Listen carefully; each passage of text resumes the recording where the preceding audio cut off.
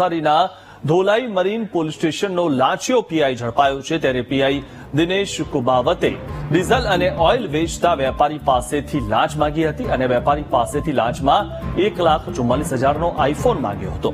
વેપારીએ એસીબીને આની ફરિયાદ કરી અને એસીબીએ છટકું ગોઠવીને લાંચિયા પીઆઈને લાંચ પેટે મોબાઈલ લેતા ઝડપી પાડ્યો છે. આરોપી દિનેશ કુબાવત ટૂંક સમયમાં રિટાયર થવાનો હતો અને હવે તે લાંચ લેતા ઝડપાયો છે. વધુ માહિતી મેળવીએ અમારા સંવાદદાતા રાકેશ પાસેથી. રાકેશ, જે રીતે આ જે પીઆઈ ઝડપાયો છે અને મહત્વની વાત એ છે કે રિટાયર થવાનો હતો અને રિટાયર થવાના સમયે હવે લાંચ લેતા ઝડપાયો છે, શું હતું માહિતી? અનેક વાર અલગ અલગ ગણગણાટ શરૂ થયો છે. પીઆઈ જે મરીન પોલીસ સ્ટેશનમાં આવ્યા છે એ મોટા ભ્રષ્ટાચાર કરી રહ્યા છે એવી અનેક ગણગણાટ શરૂ થયા હતા અને આજે પીઆઈ જે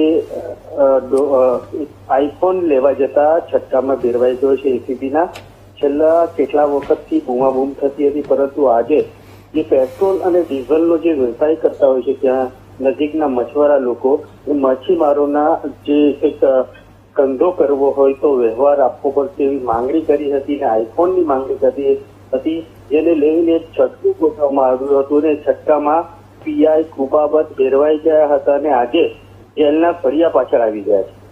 જી આભાર રાકેશ માહિતી આપવા બદલ.